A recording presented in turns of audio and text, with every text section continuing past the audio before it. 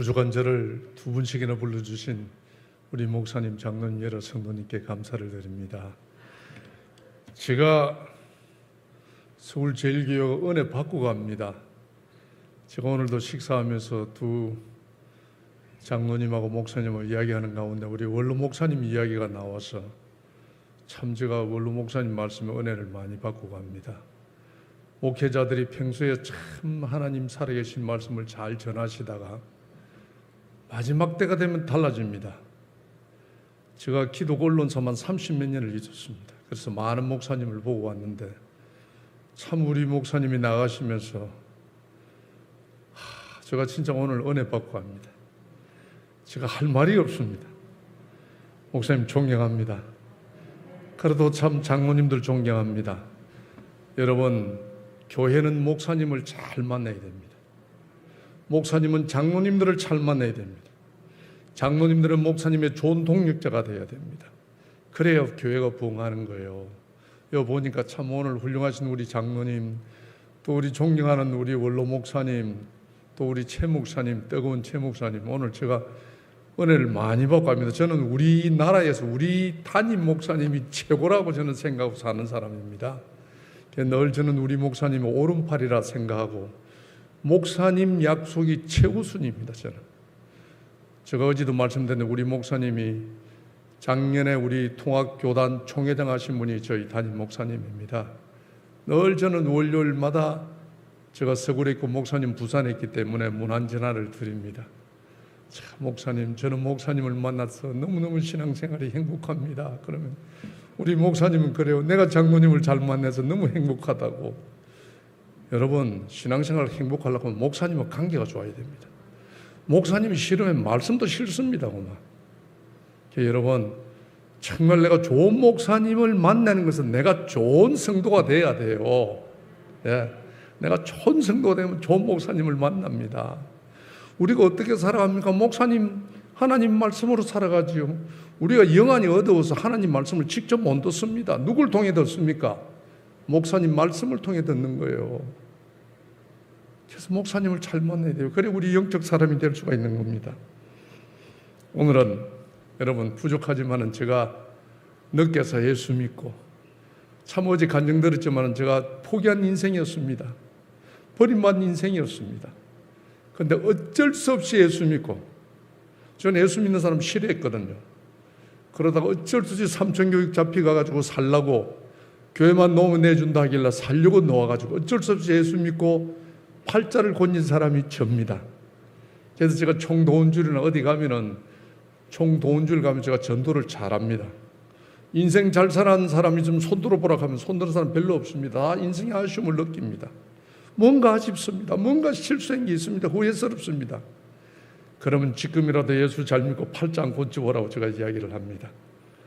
예수 믿고 후회하는 사람은 없습니다. 여러분, 예수 믿는 자체가 축복입니다. 여러분, 2022년 대망의 새해를 하나님이 우리들에게 선물했습니다. 제가 어제도 말씀드렸지만 저녁에 눈 감았다가 아침에 눈 못 뜨는 사람이 세 발이 있습니다. 우리가 새해를 맞이한다는 것은 정말 하나님의 특별한 은혜를 받은 겁니다. 여러분, 하루하루 산다는 자체가 하나님의 은혜입니다. 여러분, 하루하루 사는 거 그냥 시간 보내지 마시고 어떻게 해서 내가 정말 하나님의 영광을 돌릴까, 어떻게 하나님의 쓰임 받을까, 이런 생각으로 기도 제목을 여러분 딱 정해놔야 됩니다. 네. 오늘은 제가 말씀을 통해서 변화받은 나의 삶, 말씀을 통해서 깨달았던 것을 여러분, 말씀을 통해서 여러분에게 말씀을 드리려고 합니다. 저 말이 다 맞는 건 아닙니다. 저 간증 시간에서 제가 처음 했던 것을 말씀을 드리려고 합니다. 제가 살아보니까요, 어제도 말씀드렸지만은 말씀에 답이 있습니다. 우리 성경에 우리 인생이 있습니다. 이거는 틀림없는 사실입니다. 그래서 인생이 말씀을 깨달을 때 우리 인생의 길이 보입니다. 말씀의 깨달음이 있어야 합니다. 제가 고난 중에 만난 하나님, 고난을 통해 주님께 기도하게 하고 말씀을 통해 변화받은 나의 삶을 여러분에게 오늘 간증하기를 원합니다. 제가 집회를 많이 다니다 보니까 저희인데 걸려오는 전화가 많습니다. 어떤 여집사님이 저한테 전화를 했어요.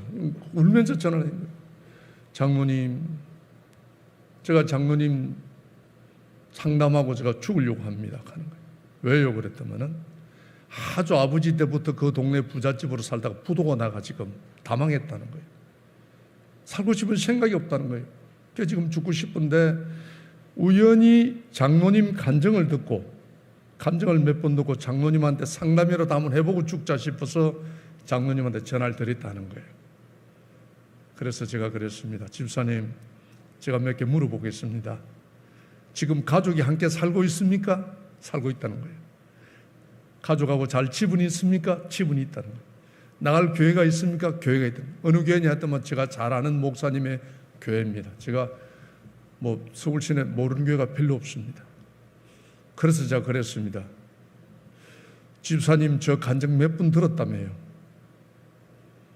저는 집도 없었고 같이 잘 가족도 없었고 나갈 교회도 없었습니다.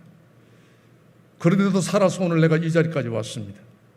그런데 집사님은 잘 가족도 있고 같이 살 가족도 있고 집도 있고 나갈 교회도 있는데 왜 죽어? 내가 왜 죽어? 그러니까 갑자기 죽으려고 울다가 내 말을 듣고 난 게 정신 바짝 철리는 모양이래. 죽을 힘을 가지고 살아. 내가 어떻게 하면 살 수 있느냐 하길래 내가 그랬습니다. 성경 1독만 딱 하면 내가 살아가는 방법을 가르쳐 주겠다 그랬습니다.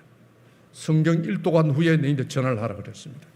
그랬더니 이분이 막 살 길을 찾을 기라고 성경 1독을 6개월 만에 하고 저한테 전화를 했어요.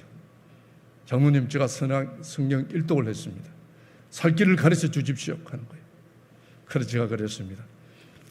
말씀대로 살아라고 그랬습니다. 그렇게 그분은 뭔가 눈에 보이는 것을 줄 거라고 생각했는데 성경 말씀대로 살아라 하는 게 얼마나 실망스럽겠어요. 근데 그분이요, 저 말 듣고 용기를 내가 자살도 안 하고 지금 엄청 잘 살고 있습니다. 가는 데마다 내 말하고 있습니다. 그때 장모님을 잘 만났다고. 제가 이 말씀 드린 것은 여러분, 성경에 우리 인생이 있습니다. 말씀에 답이 있습니다. 저는 늦게서 예수 믿었지만 저 신앙 철학이 있습니다. 여러분도 저 말씀대로 그리 살았으면 좋겠어요. 말씀에 답이 있다. 순종의 역사가 있다. 그렇습니다, 여러분. 내가 겪어보니까요, 말씀에 답이 있습니다. 우리 인생이. 하나님 말씀에 순종할 때 하나님이 역사를 하시는 거예요. 제가 오늘 말씀의 답과 순종의 축복을 제가 말씀을 좀 드리려고 합니다.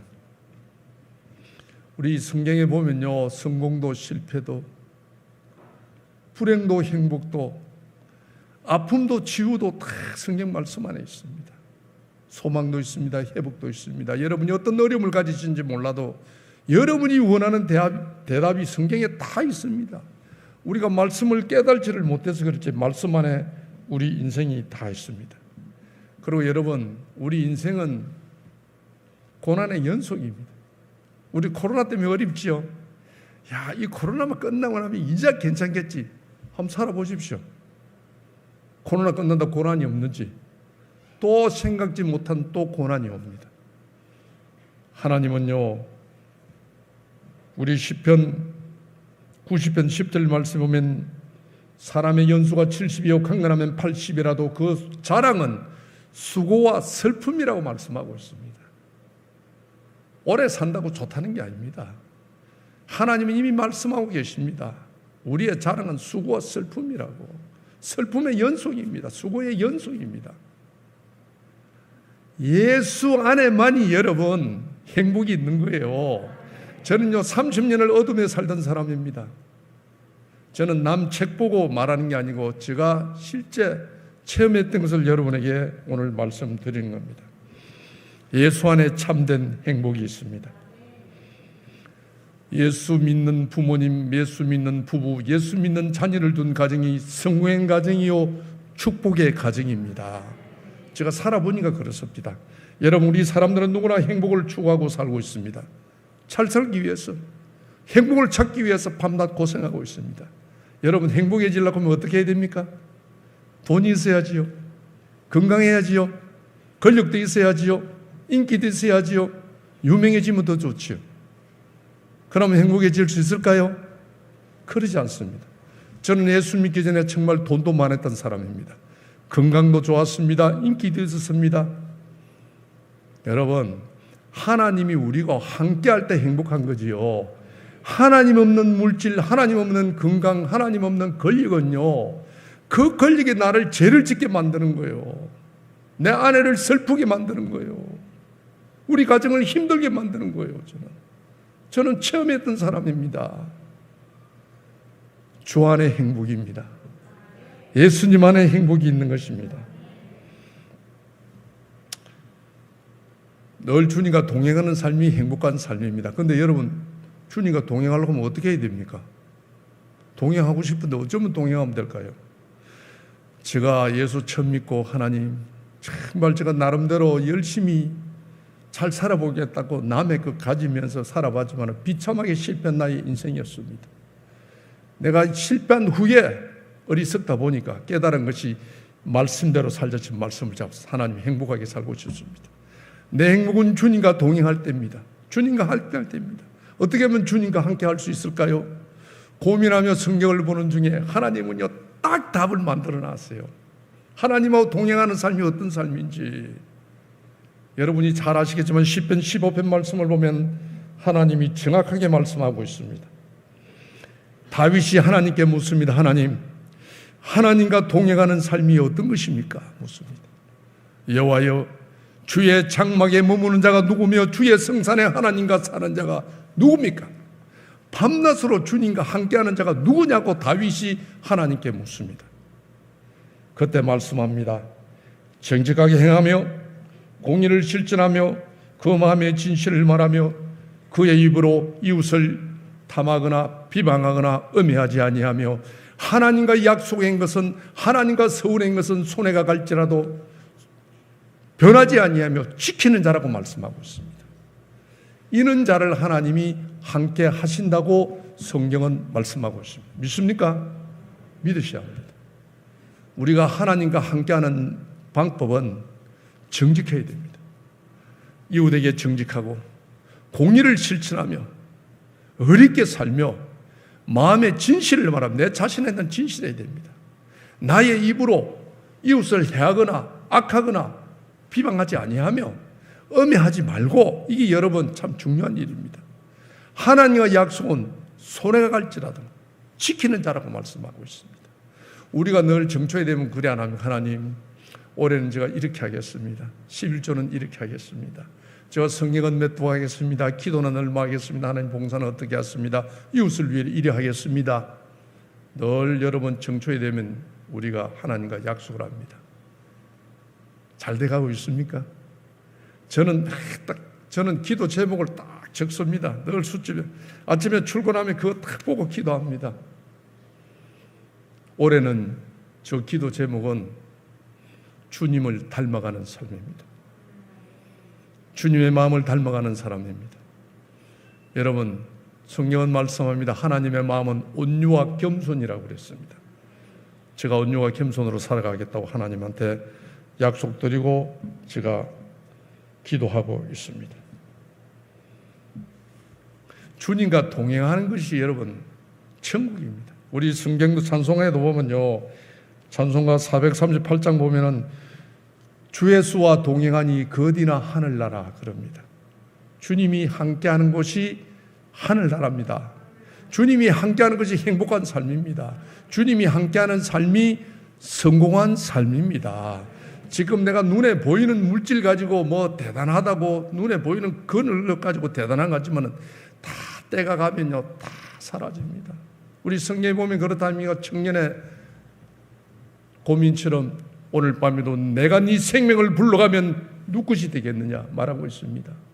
여러분, 지금 내가 뭐 있다고 내 눈에 보이는 게 있다고 내 손에 잡히는 거 있다고 여러분 행복이 아닙니다. 주님과 동행하는 삶이 행복한 삶입니다. 그래서 여러분 시편 16편은 말씀하고 있습니다. 주는 나의 주님이시오니 주밖에는 나의 복이 없나이다. 누구보다 하나님께 사랑을 받았던 다윗의 고백입니다. 여러분, 주밖에는 우리의 복이 없음을 믿으시기를 바랍니다. 저도 참 고난을 많이 당한 사람입니다. 나이는 제가 어리지만은, 나이는 몇 살 안 묻지만은, 참 정말 산전수전 다 겪었습니다. 세상에 잡범들 다 잡혀가는데도 제가 갔다 온 사람입니다. 제가 정말 2년 6개월 동안 노숙자를 했습니다. 개끌 거 제가 다 사회자가 해결사고 살았습니다. 남의 돈 떼먹고 달라는 놈 잡아가 돈 받아주는 일, 남자 여자 바람나고 도망가는 거 제가 잡아주는 일이 저 전문이었습니다. 요즘 저는 흥진수 알죠? 예, 못된 짓은 다 했던 사람이었습니다. 그래서 제가 정말 고난을 많이 당했습니다. 이제는요, 제가 2년 6개월 동안 고난 당하면서 저 자신을 많이 돌아봤습니다. 여러분, 절대 고난 온다고 피하려고 생각하지, 불평하지 마시고, 저는 고난이 딱 오면 저 생각이, 하나님이 나를 사랑하시는갑다, 또 뭔가 하나님이 내게 주시려고 이러는갑다, 저는 그리 받아들입니다. 같은 값에 그리 받아들이면 이겨나갈 수 있습니다.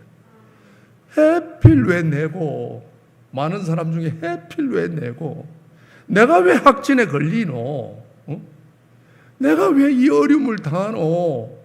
여러분, 이리 생각하면 참 인생사 힘듭니다. 그래서 딱 고난이 오면, 하나님 나를 사랑하시는갑다, 뭔가 하나님 내게 주시려고 이러는갑다, 그리 생각하시면 여러분 이겨나갈 수가 있습니다. 우리 잠언 12장 말씀에 보면 하나님께서 사랑하시는 자에게 고난을 준다고 말씀하고 있습니다. 사랑하시는 자 주는 거예요. 여러분, 아무 필요 없는 사람 주도 안 합니다. 세상 사람들은 우리 보면요, 세상으로 잘 사는 사람이 있습니다. 저리 못된 짓에도 저렇게 잘 사는 거 보면은 하나님 손 안 댑니다, 그런 사람. 그러나 예수 잘 믿는 사람이 무언가 잘못하면 하나님이 사랑하는 자에게 징계를 줍니다. 고난을 줍니다. 왜? 사랑하기 때문에. 시편 119편 72편 보면 고난은 나의 유익이라, 고난을 통해 하나님을 바라보게 한다고 성경은 말씀하고 있습니다. 우리가 고난이 없으면 하나님 잘 안 봅니다. 바빠서. 할 일이 많아서. 갈 데가 얼마나 많습니까? 놀 데가 얼마나 많습니까? 우리가 고난이 와야 오직 주님 앞에 무릎 꿇습니다.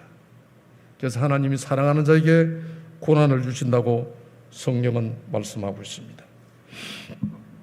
제가 저희 아들이 체대를 나와서 체육관을 크게 하고 있습니다.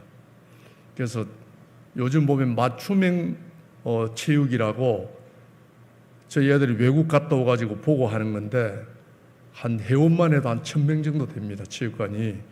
그래서 수영, 농구, 축구, 배구, 줄넘기, 그 체력에 맞게 딱 오면은 체질 검사 딱 해가지고 그에 맞는 운동을 시킵니다. 예. 키가 작은 애들은 농구를 시키고, 지구력이 약한 애는 축구를 시키고, 순발력이 약한 애들은 또 배드민턴을 시키고, 줄넘기를 시키고, 비만한 애들은 수영을 시키고, 그래서 회원이 그렇게 많습니다.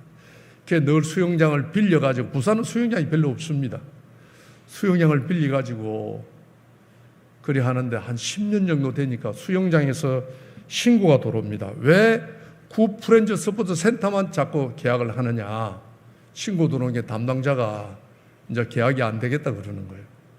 그 수영장이 제일 수입이 많은 거고 제일 회원이 많은데 수영장이 안 되니까 우리 애가 이제 체육관 문을 닫을 판입니다. 그래서 저희 아들이 자기 엄마한테 이야기해서 저희 아내가 체육관 하나 지주적하는 거예요. 여러분, 수영장 체육관 지주는 게 돈이 억수로 많이 듭니다.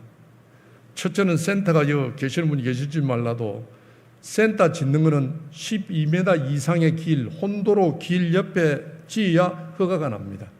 뒤쪽에 있는 건 허가가 안 납니다.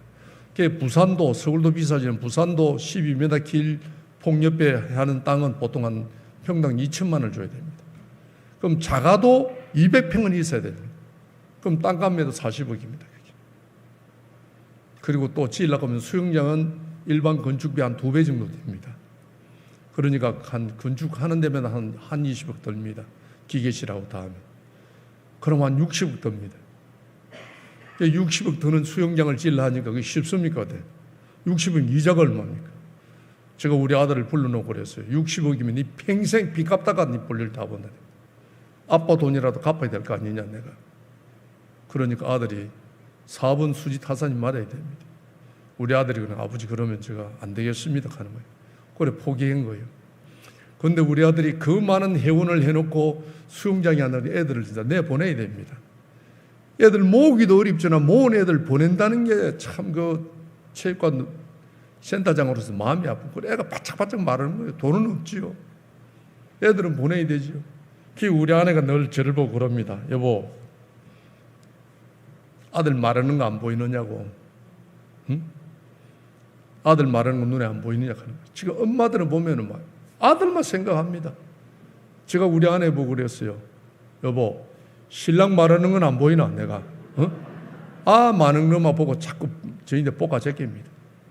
그래서 참 내가 질 행패는 못 되고 돈 60억이 뭐 쉽습니까? 그리고 그만한 땅도 없고.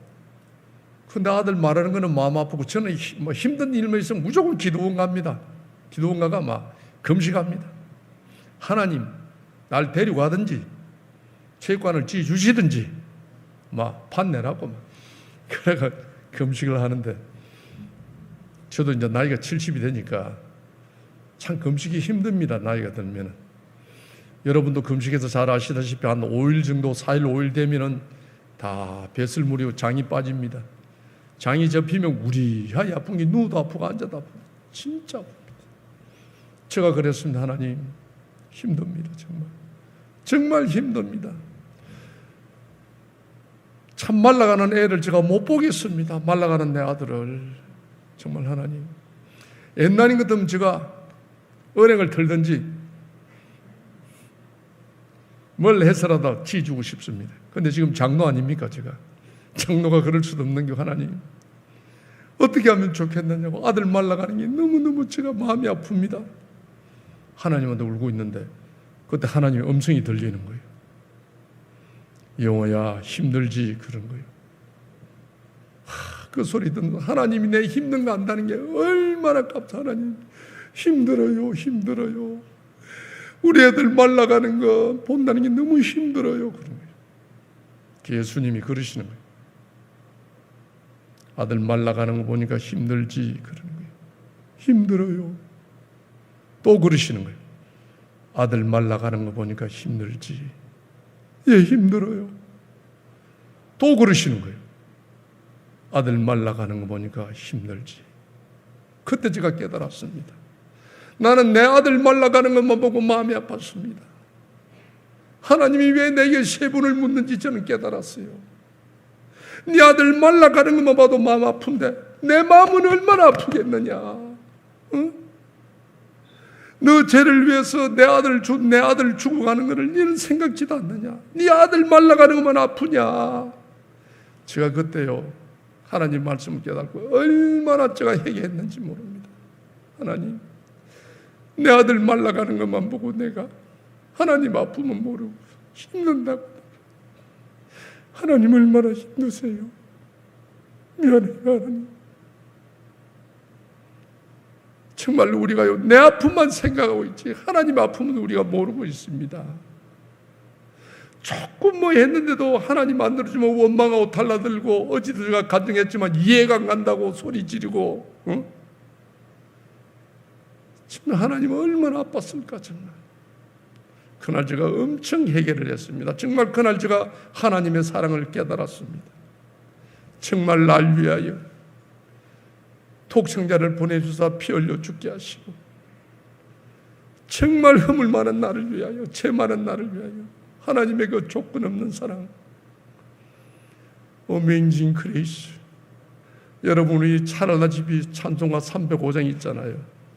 나 같은 죄인 살리신 그 은혜 놀라워 새 생명을 얻고 강명을 얻었네. 내 같은 사람을 살리려고 죄 많은 나를 살리려고 하나님이 자기 독생자를 주셨다는 게 너무너무 마음이 아픈 거예요. 여러분 우리는 다 하나님의 은혜로 이 자리에 있습니다. 우리가 얼마나 하루에 살면서 내 새끼 내 가족 걱정하면서도 하나님의 아픔을 우리가 생각하고 살아가고 있습니까? 하나님의 크신 사랑, 하나님의 놀라운 사랑을 여러분 생각하며 살아가야 합니다. 저는 정말요 하나님 은혜를 생각하면 목이 메입니다. 내 같은 사람을, 포기했던 사람을, 버림받았던 사람을 하나님이 이렇게 나를 불러서 귀한 자리, 높은 자리 앉혀주시고, 오늘도 거룩한 강당에서 거룩한 여러분 앞에 거룩한 하나님, 살아계신 하나님을 간증할 수 있도록 세워주신다는 게 하나님의 은혜가 아니면요, 있을 수 없는 일입니다. 정말.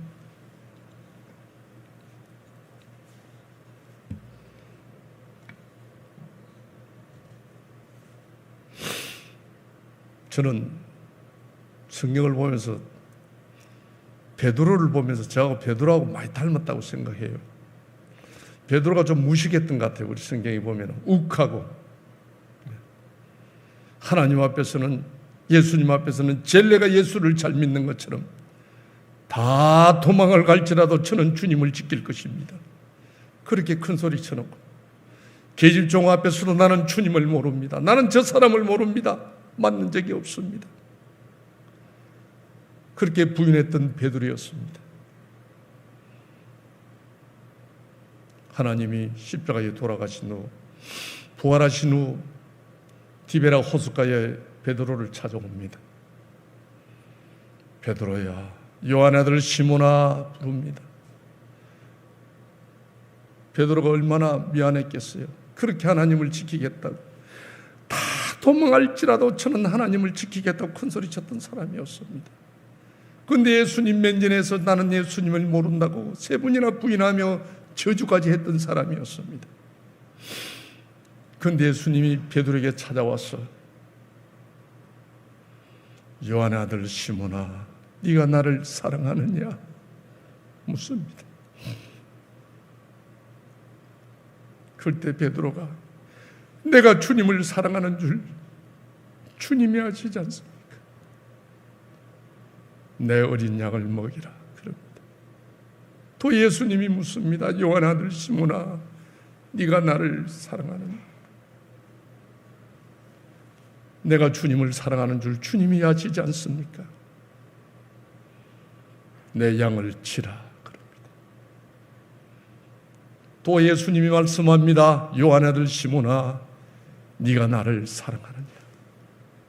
그때 베드로가 근심하며 대답하기를 내가 주를 사랑하는 줄 주님이 아시지 않습니까? 얼마나 베드로가 미안했겠습니까? 근심하며 대답을 했다고 합니다. 내 양을 먹이라 그랬습니다. 왜 하나님은 베드로에게 세 번씩이나 물었을까요, 여러분? 베드로가 세 번 부인했으니까 세 번 물었을까요? 하나님은 오늘도 우리들에게 묻고 계실 겁니다. 베드로에게 묻었처럼